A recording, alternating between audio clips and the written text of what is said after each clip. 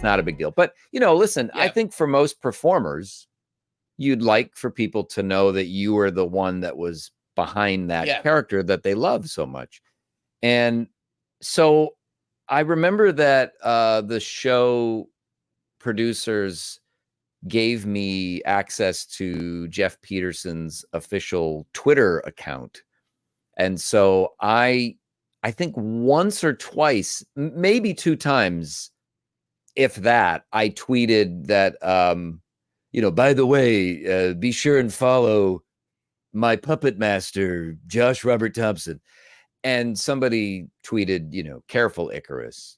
The idea being that I was getting too big for my, britches. And I was like, no, because, and I've told the story before, but the show, there was a lot of things that happened at the show where they were kind of keeping me behind the wall and didn't really want people to know that it was me. Not Craig, but other people associated with the show. And so just thought, like, come on, man. I mean, everybody knew that Craig was the host because he was out there. Everyone knew that Grant Imahara built Geoff Peterson. Rest in peace, by the way, the great Grant Imahara, who built this gorgeous robot and showed me how to use it, and was also just a wonderful human being. So I just thought, come on, man, let me get a little piece of the action here. And so somebody said, careful, Icarus. I was a different guy back then. I got all bent out of shape about it. Well, the producers found out about that and thought, let's have a little fun at Josh's expense. So there's a segment where I think Craig is playing Sid, the bunny rabbit, and he's talking to Geoff. It's one of the cold opens where the bunny rabbit, with the blue eyes. Oh, we had a little thing, did we? Yeah. And so I just had to, and look, I had to just play along. But I will tell you that, when I was doing that sketch, and you can't tell at all, but I was very unhappy after we did that segment because I didn't know we were going to talk about that.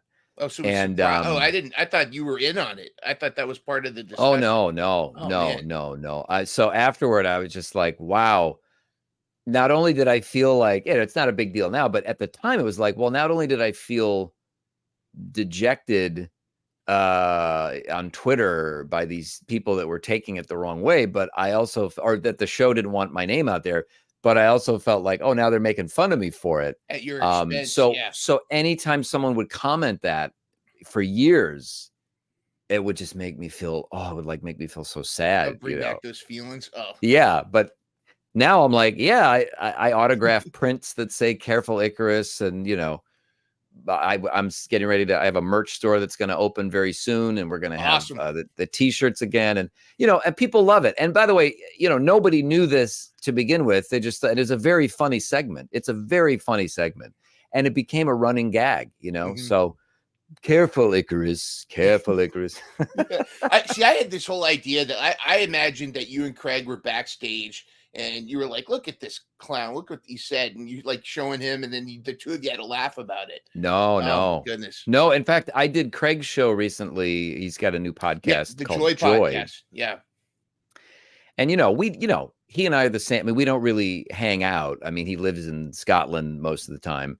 And we don't really hang out with much of anybody, honestly. We kind of keep to ourselves.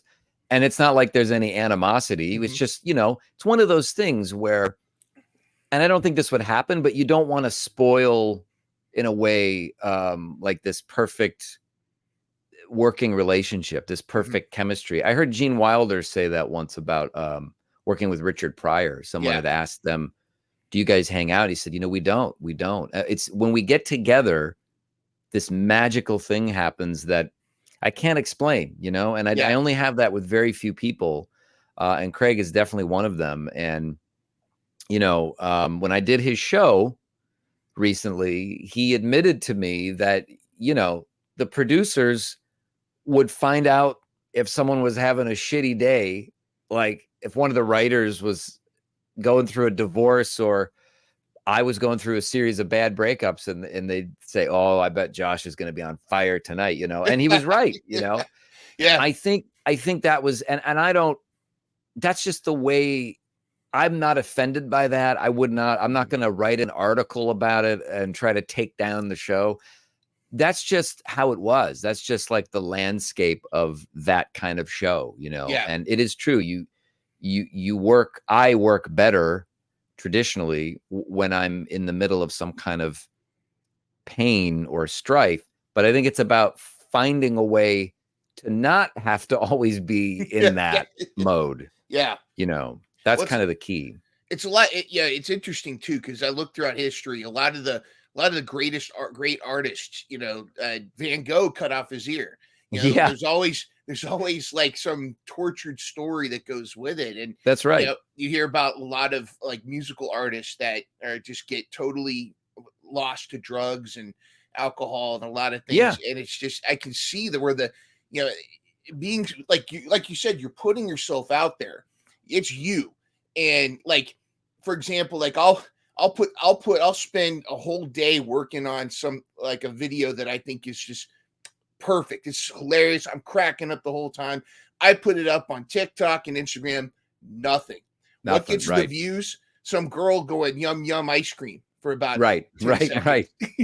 Well, that's interesting. I know what you're talking about, and I went through that with mine was Chewbacca Mom and the Cash Me Outside girl who became like a multimillionaire rapper, right? And I remember, because I used to do these live streams. I used to go live on, it's not around anymore, but Periscope. And I enjoyed it because it was like free form improv, but it was also like a real look into my world and sometimes a little too real. But I used to get really angry and I used to do these rants. People loved my rants. I used to go on and on about, Chewbacca Mom and all that stuff. And I realized that, the thing that helped me is realizing that it's not about me, like other people's success. Yeah. Even if, because I get it. You look at stuff like that and you go, well, why is that a thing? How could they have that? But all of a sudden, it wasn't all of a sudden. It took many years to get to this, but probably a couple of years ago, something clicked in my mind and I realized, oh, it's not about me. Not in a negative way where people say it's not about you. No, it's just not about me. It doesn't have anything to do with me. Whatever, even peers. I used to have to mute so many people on Instagram because when you're in a negative state of mind, when you're feeling low and you have low self-worth, of course, anything you see that, is someone else's success, it's going to make you feel bad, even though it doesn't have anything to do really with their success. It has to do with you. But I'm saying what their success doesn't have to do with me is what I'm saying. What they're, like, it's not about me at all. I'm happy for them, but also I don't really want to see it all the time. I think social media is weird where we are, at least I feel bombarded by what everybody's up to and what everybody's working on. I kind of like the old days when you just bump into somebody or you work with them on something, and then that's when you find out what they've been up to.